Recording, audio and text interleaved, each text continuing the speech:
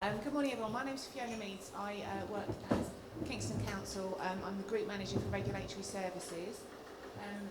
I'm very pleased to see so many people of you here today. It's really good that everyone's engaged in talking about air quality. I'm going to talk to you today about some of the things that the Council have been doing.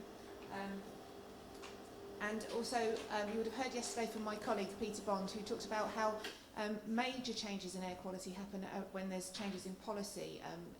Going back through history, you can talk about things like lead being taken out of petrol, and also back in the day, the Clean Air Act and the smogs of London. We don't have those things now, and what we're looking at is a more sort of incremental change, and it's a combination of different activities and the cumulative effects that they can have that will bring about changes in air quality in the borough. So the first thing we need to do is understand what the challenges are around air quality, and it's important to understand what the quality of the air is. So we monitor this. We've got 3 continuous monitoring stations in the borough. The first one is this one here in the picture. That's at Tolworth Roundabout. And also there's another one at Kingston Vale, A308, and on Cromwell Road near the bus garage. They measure nitrogen dioxide and particulate matter, and all that information gets sent off to be analysed to draw out the air quality maps, some of which you saw yesterday. We have 40 diffusion tubes across the borough. That's a photo there. It's a very tiny tube. They're quite high up on lampposts around the borough. That one is on St Mark's Hill and Yule Road in Surbiton. And these provide monthly mean readings of the nitrogen dioxide concentrations, which again, they can be compared to averages with the annual mean objective. So there's an objective for air quality, and what we do is we measure it and ensure to see how we're faring against those objectives. So as I said, many of the things that Kingston are doing are around encouraging behaviour change. So we're encouraging a shift towards more sustainable transport options, which includes public transport, walking, cycling, and then low emission vehicles as well. Okay. So I'll start off by talking about electric vehicle charging. So the Mayor of London's transport strategy aims to make London's transport network zero emission by 2050. So we've got 13 council charging points in Kingston across 10 locations, and we're working to install more than 100 new roadside charging points and 4 more rapid charging points over the next 4 years. So these photos here show one of the rapid charging stations at Ace Parade Hook, and that's been installed by TfL, so Transport for London. Some other photos of electric vehicle charging points. There's 3 types of charger, rapid, fast and slow. The rapid chargers typically charge an electric vehicle to 80% in around 30 minutes. The fast chargers similarly charge to about 80% in 3 to 4 hours. And then the slow chargers, they're up to about 3 kilowatts, are best for overnight charging and usually take between 6 and 12 hours to charge. So here we've got a fast charger at Fairfield Road. The middle photo shows the slow charger at the Rose car park, and we're also working with various partners. The one on the end is the Waitrose in Surbiton to install chargers in private car parks. Also, as part of our development strategy and planning policy, any new developments are required to ensure that 20% of all spaces provided in a development are electric vehicle charging, and then a further 20% of those will have the infrastructure in place to put those chargers in, as obviously the technology rolls out and more people use electric vehicles. We're also encouraging cycling, huge investment in cycle lanes as part of the Go Cycle programme, and this is intended to help relieve the pressure of a growing population on the borough's transport network. So we're improving cycling facilities and road safety, whilst at the same time enhancing Kingston's public spaces. So through Go Cycle and the Mayor of London Healthy Streets initiative, the borough is seeking to create new walking and cycling routes to improve road safety for everyone. We've already built 12 kilometres of cycle lane, and by the end of next financial year, we'll have completed the full 26 kilometres of integrated cycle lanes as part of the Go Cycle programme. Also as part of the programme, there's complementary measures such as the Dr.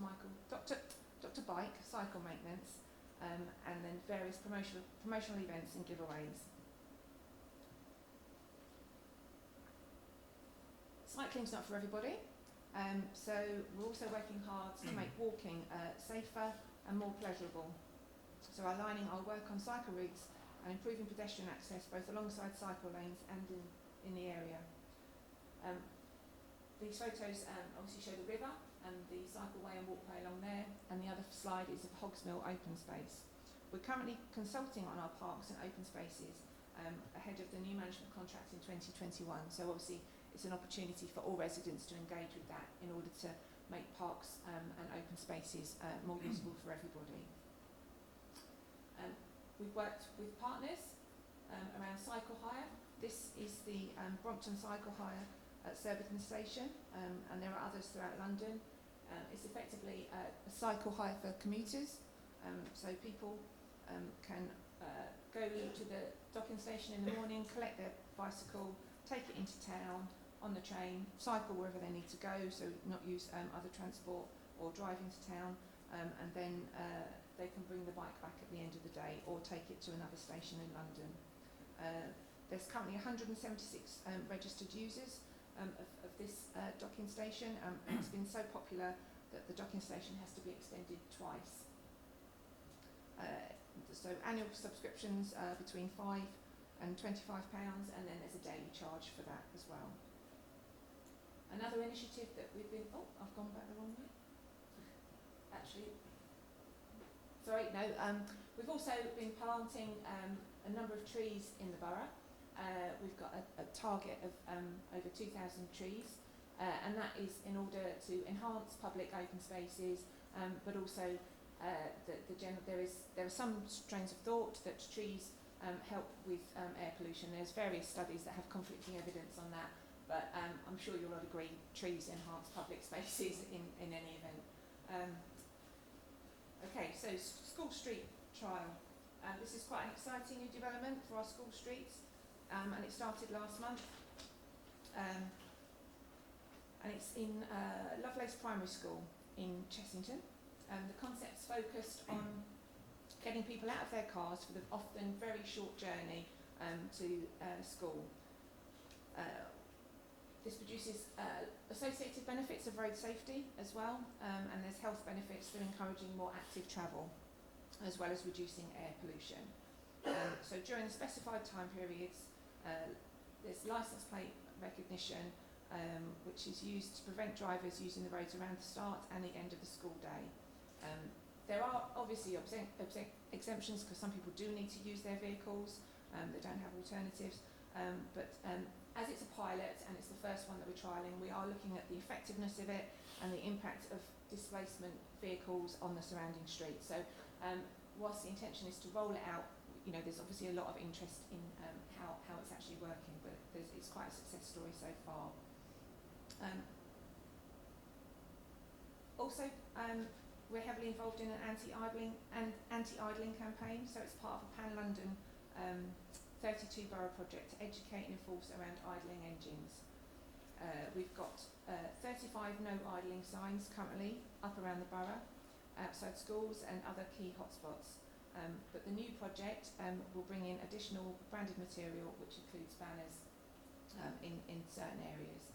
The project is aiming to train volunteers to engage and educate people about idling during action days, and we will host 6 school workshops per year. As the education programme rolls out, there'll then be an enforcement programme which will bring in fixed penalty notices for those that aren't responding to the kind of education around switching off engines whilst they're parked up. We're also involved in another Pan-London project, a non-road mobile machinery project. You would have heard yesterday from my colleague that 6% of NOx is from construction vehicles. So we're part of a Pan-London project to ensure that the equipment used on construction sites is operating within European emission standards. This kind of creates a clear A zone for construction equipment, including equipment such as generators, large and small machinery powered by petrol or diesel engines. And we enforce this by the use of planning conditions, certainly for the larger developments, anything over 10 dwellings. If it's smaller than that and anyone has an issue with pollution, then they would need to contact the environmental health team and they would come out and deal with it under nuisance legislation.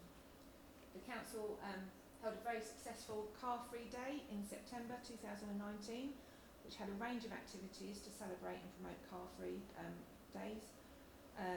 We had activities in the town centre, guided walks, guided cycle routes, electric cycle trials, and 15 residential roads were closed to traffic for the day and devoted to street parties or play spaces for children.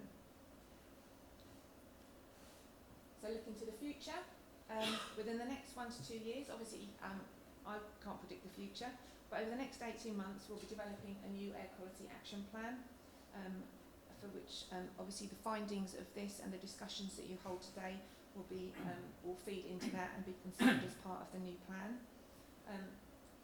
We're soon, the anti-idling project I've already mentioned, we'll soon be consulting on 20-mile-per-hour zones across the borough, on borough-controlled zones. In the next 3 to 5 years, the London ultra-low emission zone, so that's the area which the most polluting vehicles are charged in order to enter, is being expanded to the north and south circular. So whilst this isn't exactly impacting on Kingston, there is a potential for the impact of displacement of vehicles looking to avoid paying a charge coming into the borough. So that's something that we're going to have to monitor and see if we need to do any action around that and how we can work with TfL and partners to reduce the impact of that. There will be a large increase in the electric vehicle charging points. There is due to be a new Environment Bill and a new Clean Air Act, but I don't know if you've heard, but there's a general election going on. So obviously until that democratic process has gone through, we don't know what that would look like and what that will entail for Kingston or nationally. Looking even further ahead, 5 years on from now, we'll be reviewing the action plan again. I don't know what that will look like, but we'll have actions for the council, or will we actually need one if we've managed to clear up enough before then? Within that as well, there'll be road network improvements, and there's always new technology that will bring about cleaner vehicles, buses and lorries on our roads. So that's what the future may hold, as much as I can predict it, and thank you very much for listening.